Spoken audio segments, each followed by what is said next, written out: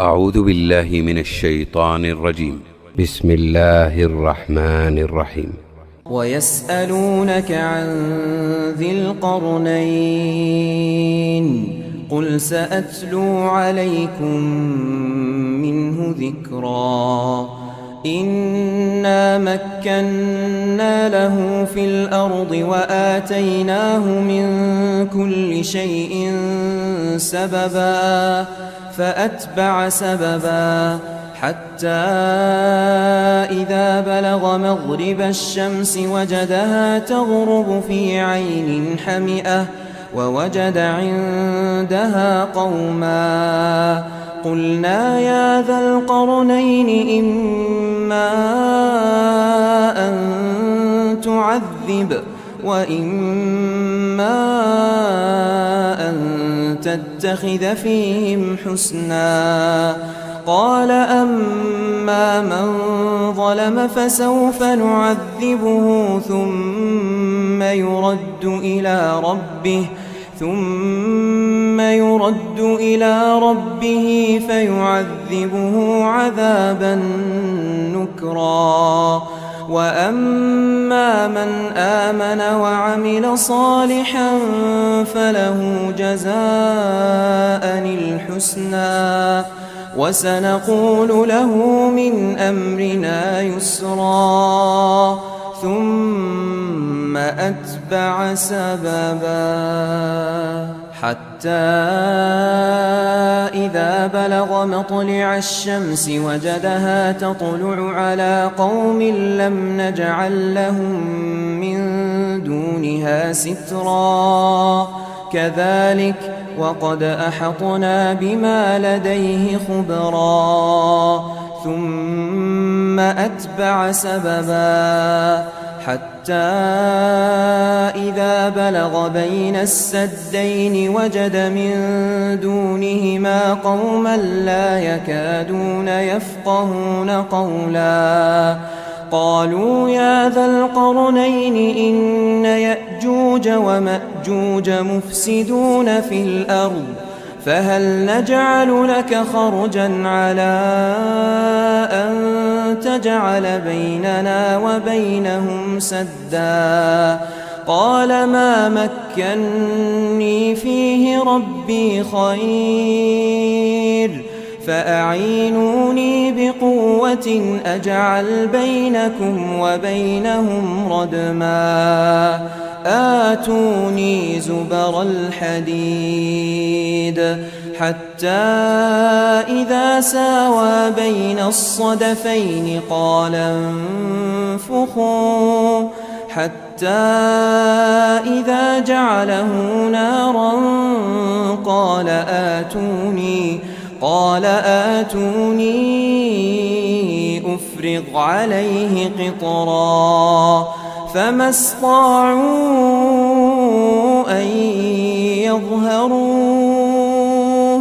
وما استطاعوا له نقبا قال هذا رحمة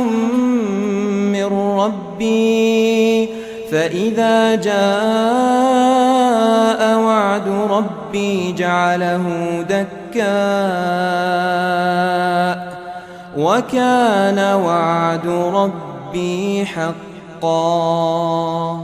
وتركنا بعضهم يومئذ يموج في بعض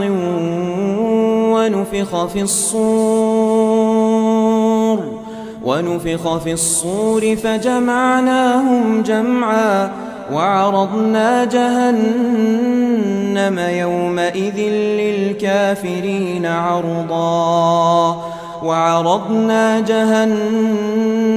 يومئذ للكافرين عرضا الذين كانت أعينهم في غطاء عن ذكري وكانوا لا يستطيعون سمعا أفحسب الذين كفروا أن يتخذوا عبادي من دوني أولياء إنا أعتدنا جهنم للكافرين نزلا قل هل ننبئكم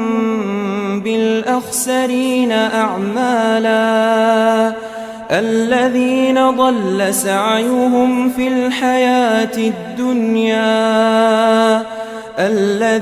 ضل سعيهم في الحياة الدنيا وهم يحسبون أنهم يحسنون صنعا أولئك الذين كفروا بآيات ربهم ولقائه فحبطت أعمالهم فلا نقيم لهم يوم القيامة وزنا ذلك جزاؤهم جهنم بما كفروا واتخذوا آياتي ورسلي هزوا إن الذين آمنوا وعملوا الصالحات كانت لهم جنات الفردوس نزلا خالدين فيها لا يبغون عنها حولا قل لو كان البحر مدادا لكلمات ربي لنفد البحر قبل أن تنفد كلمات ربي ولو جئنا بمثله مددا قل إنما أنا بشر مثلكم يوحى إلي أنما إلهكم إله واحد فمن كان يرجو لقاء ربه فليعمل